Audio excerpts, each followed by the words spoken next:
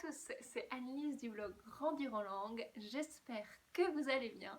Aujourd'hui, je vous retrouve dans mon défi 30 jours, 30 vidéos pour la deuxième vidéo. Et aujourd'hui, comme nous sommes le 11 novembre, en tout cas à la date à laquelle sort cette vidéo, je vais parler du 11 novembre. Mais attention, ça ne veut pas dire que je vais vous parler de la guerre et de l'armistice. Alors si vous voulez savoir pourquoi je vous parle du 11 novembre et pourquoi ça peut être important de savoir quand on apprend une langue, c'est parti.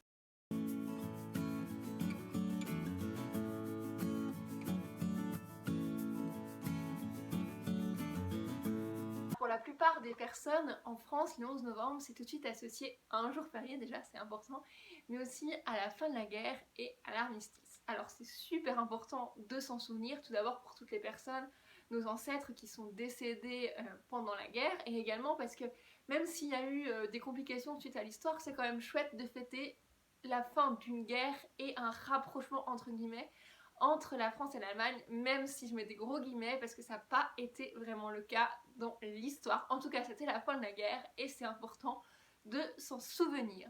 Mais ce n'est pas de ça dont je vais vous parler aujourd'hui, parce que le 11 novembre, dans les pays germanophones, en Alsace et dans toute la région, la Flandre, la Belgique, le 11 novembre ou le 10 novembre, le dimanche d'avant, c'est un jour important pour une raison différente. Le 11 novembre, on fête Martin, Saint-Martin.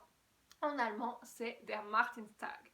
C'est-à-dire que c'est la Saint-Martin et c'est quelque chose de très important dans les pays germanophones, alors surtout les régions catholiques en Allemagne, mais voilà, c'est quand même une tradition qui est importante et j'avais envie de vous en parler tout simplement parce que la culture c'est énormément lié à la langue et on ne peut pas apprendre une langue sans la culture, comme on peut difficilement comprendre toute la culture d'un pays si on n'a pas l'approche de la langue. Et également, vous allez voir, j'essaierai de vous l'expliquer à la fin de la vidéo, qu'un événement culturel, ça peut être une raison toute bête d'apprendre plein de vocabulaire, et même pas plein, quelques mots de vocabulaire.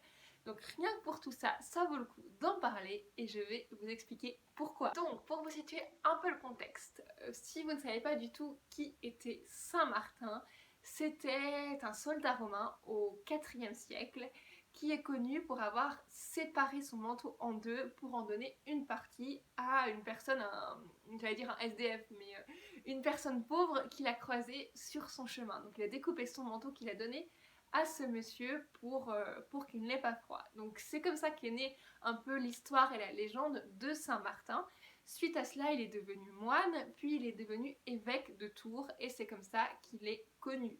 Donc voilà, il a une existence encore très tournée vers les pauvres et les personnes dans le besoin, mais à partir de cela, il y a une grande tradition, il y a beaucoup de légendes qui ont été racontées, qui ont été créées. D'ailleurs, si vous amusez à chercher sur internet ou à vous renseigner, vous verrez qu'il y a beaucoup de versions différentes de l'histoire de Saint-Martin et également des interprétations qui sont faites aujourd'hui. Mais c'est tout simplement pour que vous ayez d'abord le contexte et vous savoir pourquoi c'est un personnage important. Alors du coup, il est plutôt fêté dans les régions catholiques, allemandes et germanophones, mais également dans les régions protestantes, parce que Martin, c'était aussi le nom de baptême de Luther, qui est le personnage important pour les protestants. Donc je ne vais pas vous en parler aujourd'hui parce que ce serait beaucoup trop long, mais voilà, tout ça pour dire que ça fait vraiment partie de la culture. Alors pour la Saint-Martin, aujourd'hui, qu'est-ce qu'on fait? Eh bien, vous le savez peut-être, si vous habitez en Alsace, les enfants dans les écoles, dans les centres aérés, parfois avec leurs parents, ils vont dessiner des lanternes ou alors ils vont fabriquer des lanternes et ils vont mettre à l'intérieur une bougie et ils vont aller défiler dans les rues en chantant une chanson, si vous avez appris l'allemand, que vous devez connaître, mais que je ne vais pas vous faire l'offense de chanter, qui s'appelle Laterne, Laterne. Je verrai si je peux vous le mettre dans la vidéo, si j'y arrive, je suis pas sûre. Voilà, qui s'appelle Laterne, Laterne. Vous voyez sûrement ce que c'est si vous avez appris l'allemand, sinon je vous conseille de la taper sur Google et puis vous allez découvrir ce que c'est. Et donc voilà, donc les enfants ils défilent avec leur lanterne, avec à l'intérieur une lumière, ils défilent dans les rues. Parfois dans certaines régions il y a également un adulte qui se déguise en Saint-Martin pour symboliser l'histoire de Saint-Martin. Voilà, donc ça c'est quelque chose que j'ai découvert quand je suis arrivée en Alsace il y a un an, que je ne connaissais pas. Pourtant j'ai étudié l'allemand pendant quasiment 5 ans à la fac, j'ai vécu en Allemagne, mais je ne l'avais jamais vu et je n'en avais jamais entendu parler. Donc comme quoi il n'est jamais trop tard. Et comme quoi je trouve ça intéressant de vous en parler. Alors il y a autre chose qui est important, c'est qu'en fait dans certaines régions, pas dans toutes les régions, Saint-Martin est associé à l'animal, à une noix, et c'est pour ça que souvent à la Saint-Martin, les familles mangent une noix. Voilà. Donc pourquoi? Parce qu'en fait l'animal, alors il y a beaucoup de versions, donc je vais essayer de faire simple. En gros, c'est des oies qui auraient trahi Saint-Martin alors qu'il était moine et qui voulaient se cacher. Et ensuite, voilà, l'oie est devenue un animal symbolique dans son histoire. Et il y a aussi une explication un peu plus rationnelle, entre guillemets. C'est qu'en fait, le 11 novembre, ça symbolisait avant l'entrée dans l'Avent, donc le Fastenzeit en allemand. Et c'est-à-dire que pendant l'Avent, les catholiques mangeaient des choses très simples. Et donc, avant cette date-là, il fallait qu'ils mangent tout ce qui était gras, tout ce qui était quelque chose de riche, des aliments riches. Donc, c'est pour ça qu'ils mangeaient de l'oie grasse, mangeaient également du foie gras, pour ensuite ne pas en manger jusqu'à Noël. Et également, cette date correspondait au renouvellement de l'année pour les paysans, pour l'impôt en fait, dans le calcul de ce qu'ils avaient, des récoltes, etc. Donc, c'est pour ça qu'ils consommaient de l'oie, pour tout simplement... que je perds mes mots, excusez-moi, pour repartir à zéro en fait dans leur récolte et dans ce qu'ils avaient. Donc ça c'est pour l'explication un peu rationnelle de pourquoi le 11 novembre est devenu une fête très importante dans les pays germanophones.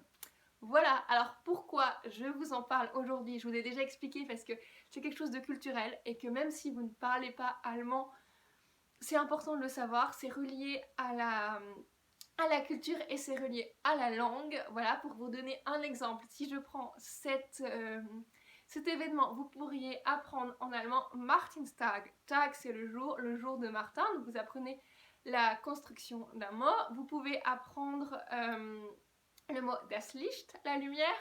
Vous pouvez apprendre le mot die Kinder, les enfants, die Laterne. Voilà, c'est qu'un exemple de mots que vous pourriez apprendre si vous apprenez l'allemand.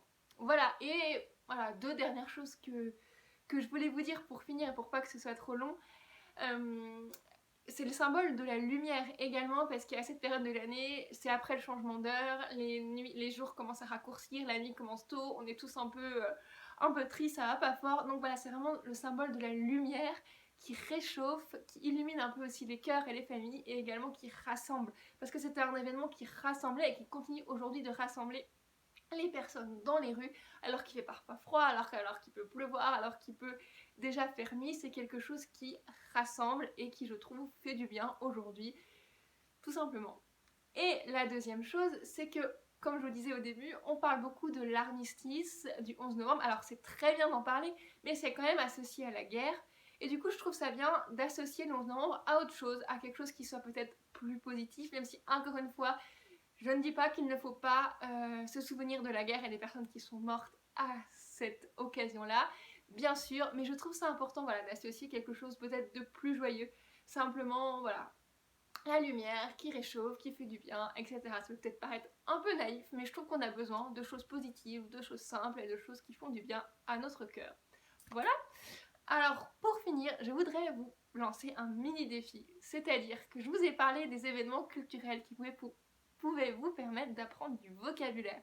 Ce que je vous propose, c'est de choisir un événement culturel ou un événement historique que vous aimez bien et qui vous parle dans un pays dont vous apprenez la langue. Donc l'Allemagne si vous apprenez l'allemand, ou la Suisse, ou la Belgique par exemple. Ça peut être les États-Unis si vous apprenez l'anglais, etc. Vous avez compris.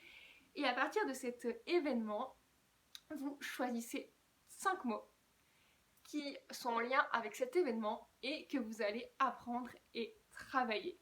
Ça vous permettra en fait de relier ces mots directement à un événement, à quelque chose de concret, à quelque chose qui vous touche, parce que c'est un événement que vous aurez choisi, et si vous l'avez choisi, c'est qui vous touche personnellement et qui vous apporte quelque chose. Donc ça vous permettra de les apprendre, de les retenir plus facilement, et en plus d'associer un sentiment positif, un sentiment, une émotion, quelque chose qui vous parle à votre apprentissage. Voilà, j'arrête de parler pour que ce ne soit pas trop long.